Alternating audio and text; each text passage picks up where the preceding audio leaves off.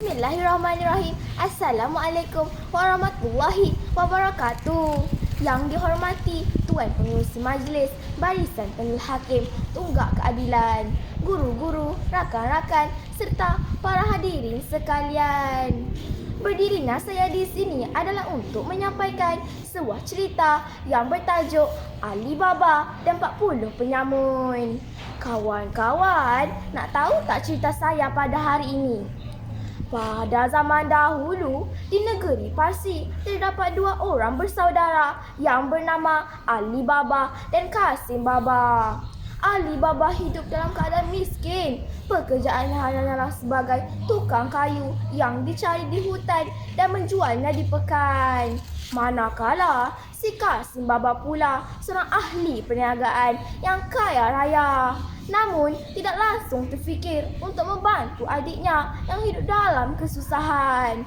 Bahkan dia seorang yang tamak dan haloba.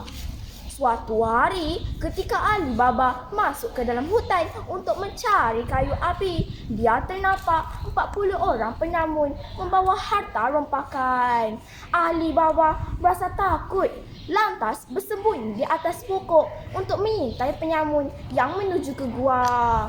Apabila sampai di depan pintu gua, ketua penyamun membaca sepotong mentera.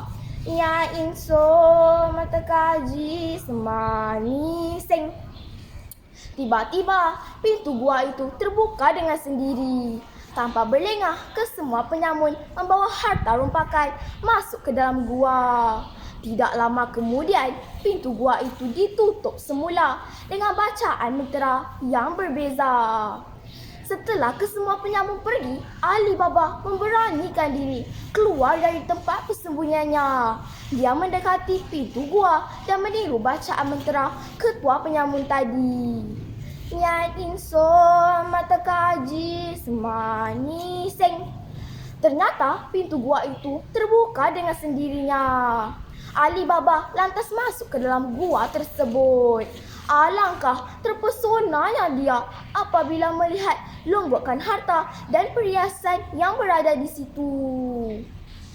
Lebih baik aku mengambil sedikit harta dan perhiasan untuk dibawa pulang. Sekurang-kurangnya tidak perlulah aku pergi ke hutan untuk mencari kayu api dalam waktu beberapa hari. Ali Baba berkata-kata dengan dirinya sendiri. Setelah mengambil sedikit harta dan perhiasan untuk dibawa pulang, Ali Baba segera pulang ke rumah. Setiba di rumah, Ali Baba dikabarkan kepada istrinya tentang penemuan harta dan perhiasan yang dibawanya. Kekandaku Ali Baba, bagaimana kita mahu mengira jumlah shing emas yang banyak ini? Ujar isteri Ali Baba. Setelah berfikir, mereka berdua bersepakat untuk meminjam kendi daripada abangnya Kasim Baba. Untuk apa Ali Baba dan istrinya mau meminjam kendi ini? Orang miskin macam mereka mau mengikat apa? Rasa curiga menerpa ke dalam hati isteri Kasim Baba. Dalam diam, isteri Kasim Baba mengoleh sedikit gam di belakang kendi sebelum diserahkan kepada isteri Ali Baba. Apa muslihatnya? Kita tunggu. Tak kala kendi dipulangkan semula, isteri Kasim Baba mendapati sekeping syek emas terlekat di belakangnya. Mereka berdua masa hairan. Kasim Baba terus menemui Ali Baba untuk bertanya tentang wang emas itu. Kawan-kawan, setelah mendengar cerita Ali Baba menemui harta di dalam sebuah gua, Kasim Baba berasa tamak, lalu membuat persiapan untuk mendapat harta di dalam gua tersebut. Setiba di sana, Kasim Baba pun membaca sepotong mentera yang telah diajarkan oleh Ali Baba. Pintu gua itu terbuka sendiri. Kasim Baba menjadi rambang mata apabila melihat longgokan harta di dalam gua itu. Alangkah bagusnya kalau semua harta ini aku yang punya. Ha, kata Kasim Baba dengan tamaknya. Tiba-tiba, hei pencuri! Kasim Baba yang sedang berusaha menutup pintu gua terkejut dengan teriakan itu. Akhirnya dia ditangkap oleh penyamun dan dibunuh dengan kejam. Sementara itu, isteri Kasim Baba yang sedang berada di rumah merasa bimbang sehingga lewat malam suaminya masih belum pulang. Akhirnya dia pergi menemui Ali Baba untuk mendapatkan bantuan. Lantas dicari si Kasim Baba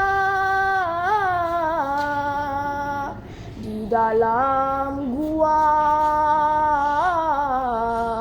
ditemui jasadnya, dibunuh kejam, tidak terkira, terpotong tubuh, tangan dan kakinya. Isteri Kasim Baba telah mengupah seorang tukang jahit kasut untuk menjahit mayat suaminya dan dikebumikan. Kawan-kawan, begitulah kisah Ali Baba dan 40 orang penyamun yang boleh diambil pengajarannya. Pertama, janganlah kita memiliki sikap tamak dan haluba yang merasa tidak cukup dengan apa yang kita ada. Bak kata pepatah, orang tamak selalu rugi, bagai anjing dengan bayang-bayang. Kedua, janganlah kita sombong dengan rezeki yang kita miliki. Bukankah tangan yang memberi lebih baik daripada tangan yang menerima? Begitulah kisah saya. Assalamualaikum warahmatullahi wabarakatuh.